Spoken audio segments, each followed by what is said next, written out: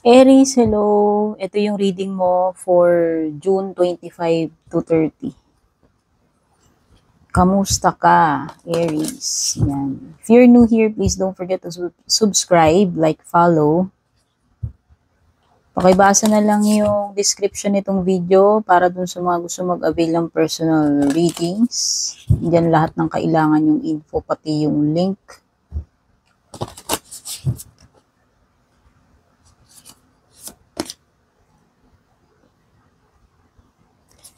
Overall energy mo, nothing will come of this situation. So tingin ko pwedeng hindi magbubunga ng maganda or walang matinong patutunguhan. Pwedeng walang matinong patutunguhan. So, kumbaga, dito sa sinasabi dito sa Moonology deck, no? Ibig sabihin nito, pwedeng hindi magbunga. Okay? Hindi, walang fruit, kumbaga. Wala kang mapipiga dito, walang magandang mapapala, hindi siya magbubunga. This will be a good or bad news, depende sa inyo eh. Depende kung ano yung matter na tinutukoy nitong card na to.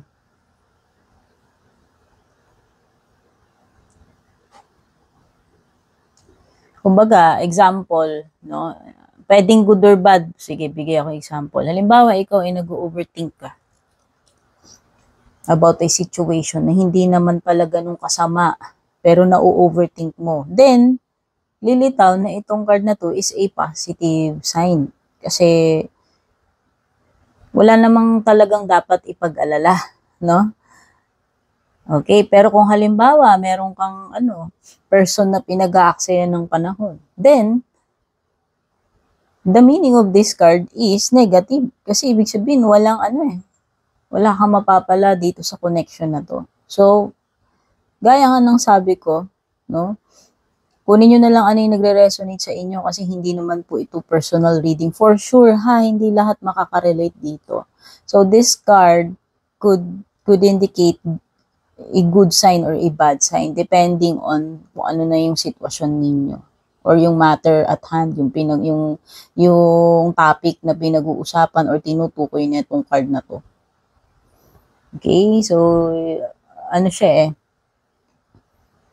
wala kang mahihita, kumbaga. Wala kang mahihita. Okay, pwedeng ang meaning nito, yun nga, small yung chances mo or yung chances mo diminishing. Very narrow lang yung possibility. At saka itong card na to, by the way, is a wild card, no? Ibig sabihin, pwedeng merong sorpresa, unexpected sa iyo. So, dahil ito yung general energy or overall energy, so expect mo na pwedeng ganito yung mangyayari itong mga petsa na binanggit ko, no? June 25 to 30.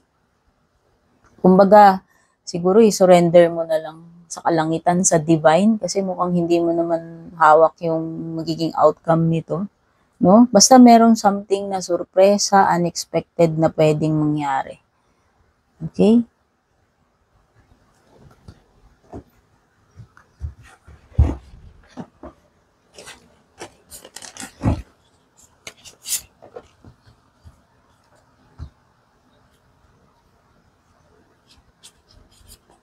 Pero alam mo, lumitaw tong card na to. So, nothing is yet set in stone. Kung mag-alala, hindi pa final lahat. May magagawa ka pa about your situation. Sabihin, pwede pang magbago yan any moment, no?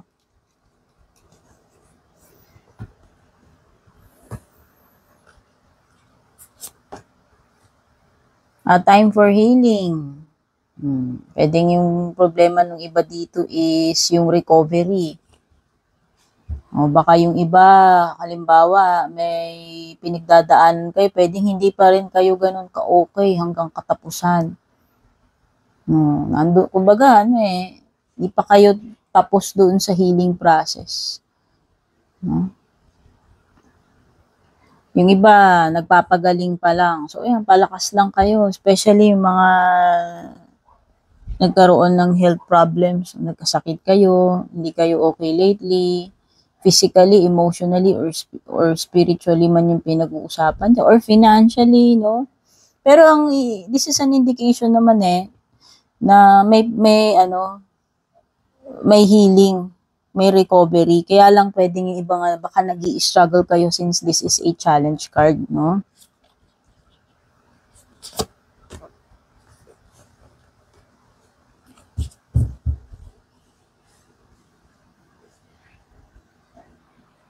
Nagiging problema pa isa dito, pinagmumulan pa ng problema mo is emotions.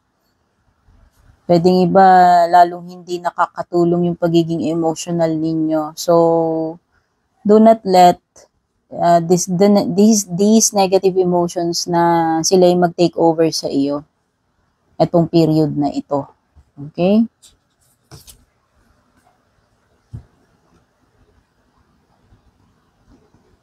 Isa pa, kailangan mo rin ng practical planning. Kung may mga gusto kang mangyari, itong remaining days ng June, the best is to plan ahead and then gawin mo yung mga necessary actions na kailangan mo para dyan sa goal mo. Kasi wala talaga mangyari kung paiiralin mo dito, puro galit, puro emosyon. Kailangan mas maging practical, kailangan magplano, kailangan kumilos ng naaayon doon sa iyong goal. Ano ba talaga yung kailangan mong gawin? Ano yung dapat mong i-prioritize? Okay? And then look at the bigger picture. Huwag ka lang mag-focus doon sa ibang details lang or maging paano ba? Kasi pwedeng may mga sides ka na hindi nakikita May mga points ka na hindi nako-consider. So, yun yung sinasabi niya itong card na to. So, try to evaluate the situation first, yung kabuuan, no? And try to get kumbaga yung malawak na view kaysa yung limited lang yung view mo dun sa issue or situation na tinutukoy dito. Okay? Wow, meron ng something na malapit ng matapos. May papatapos na. Meron something na namumuo.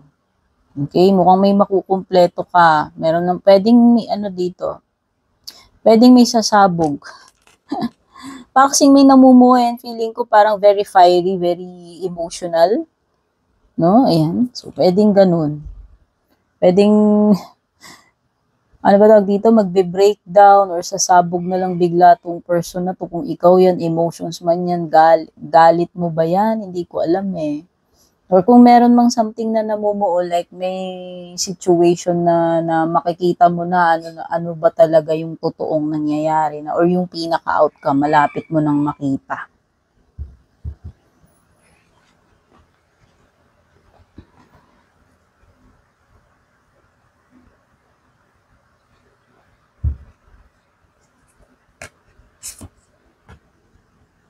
Huwag ka mag-alala kasi yung pinaka-outcome card mo dito is luck is on your side.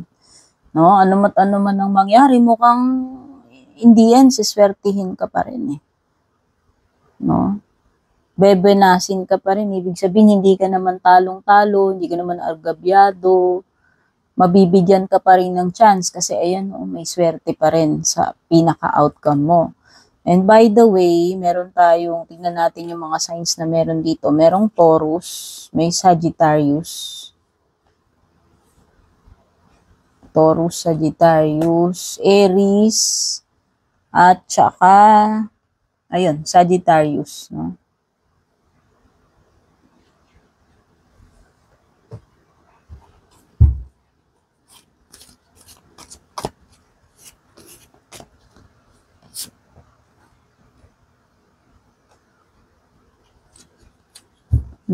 Tingin ko nga yung iba dito, ayan, kung meron kayong something na hinihintay, baka wala kayong mahintay. Kasi yun nga sabi dito. Pwedeng walang maging bunga. No? O wala kang mahihintay, wala kang magandang mahihita dito sa situation na ito.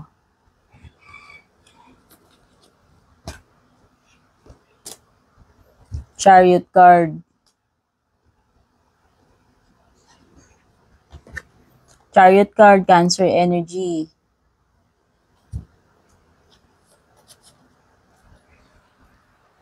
Baka iba, may kailangan kayong importanteng decision na gagawin. Yung tipong mapapaisip kayo and mawawalan kayo ng choice kundi gawan ng action or action, solution, and decision yung sitwasyon na yan. Kasi di ba sabi ko nga itong wild card, meron something unexpected na darating sa iyo. Itong mga days na to, na covered na itong reading natin. Okay, so siguro kailangan mong maging ready na lang since lumitaw tong card na to sa kung ano man possible situation yung susulpot na unexpected. Kasi mukhang mapapa-desisyon ka ng biglaan o mapapapili ka ng biglaan, mapapadesisyon ka ng biglaan dito sa something na unexpected na mangyayari. So siguro isa pang meaning na itong card na to is pag-isipan mo mabuti. Dapat mo pa bang i-continue yung ginagawa mo? Since meron din kasing card dito lumilitaw na pwedeng wala namang nangyayari dyan or walang magandang ibubunga. So siguro yun yung dapat mo i-contemplate, pag-desisyonan, pag-isipan na mabuti. Mapapa-decide ka na talaga whether you like it or not, no? Pero nakikita ko you will emerge victorious with the Chariot card kasi Chariot card is victory card. So this is a big yes. This is success for you na paparating. Okay, doon sa ibang areas na pinaghirapan mo and clear naman sa'yo, ano man ang maging decision mo, sabi ko nga, di ba, luck is on your side.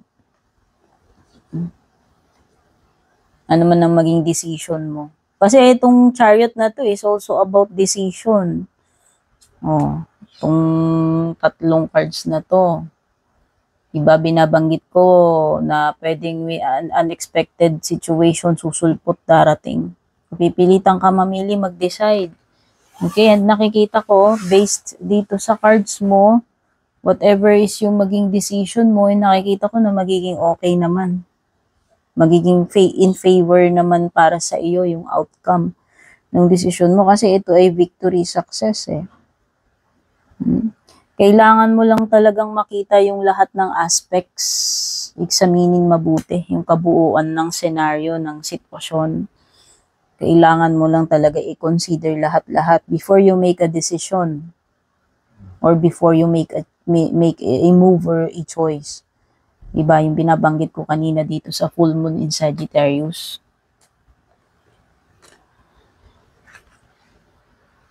Pagdating naman dito sa Ten of Fire mo, okay, depende na sa determination mo. Kasi, ewan ko, parang merong something na mahirap mong ma-accomplish or ma-solve dito sa card na to. Parang lumilitaw ma-overwhelm ka. Mababurdened ka nitong Ten of Fire na to kung ano man tong tinutukoy. Pwedeng iba ma-overcommit ninyo yung sarili ninyo.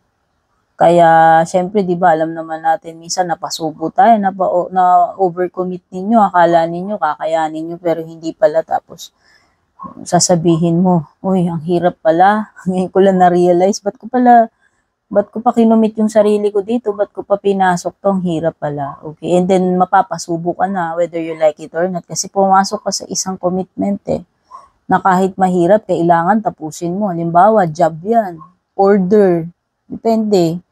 Okay? Siguro may mga dapat ka i-release dito or kung kailanganin mo ng support ng iba. No? Pero as much as possible, napipil ko yung energy mo na itatry mong kayanin.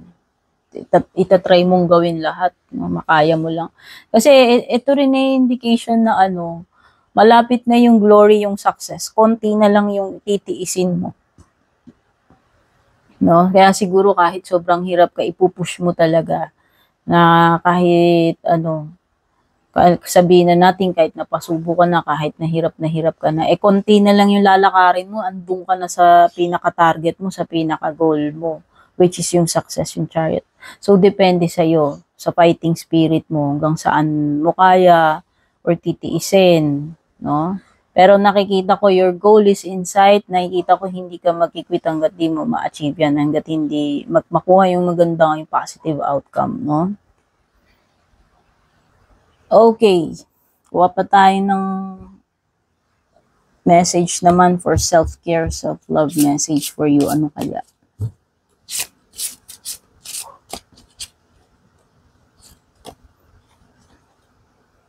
Mind your monkey business daw.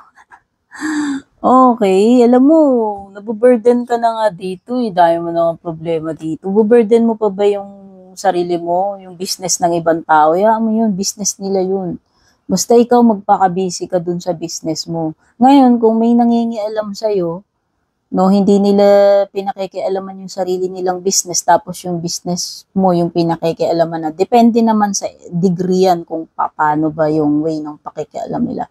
Pero yun na nga, do not concern yourself with matters na hindi mo naman dapat i-concern yung sarili mo. Mag-focus ka on yourself, no? Sa progress mo, yung mga ginagawa mo, yung mga dapat mong pagtuunan ng energy, attention mo. Never mind yung iba, hayaan mo sila. Basta mind your monkey business. Hindi ito yung time na mag-interfere ka, ha. Halimbawa, aawat ka, makikialam ka sa iba. Oo, alam ko, noble minsan yung intentions natin. Gusto natin makatulong, mamagitan, pero this is not the time, ha. Yun yung advice ng card mo. Okay, Aries, maraming salamat for watching. Don't forget to like, follow, share, subscribe. Take care, God.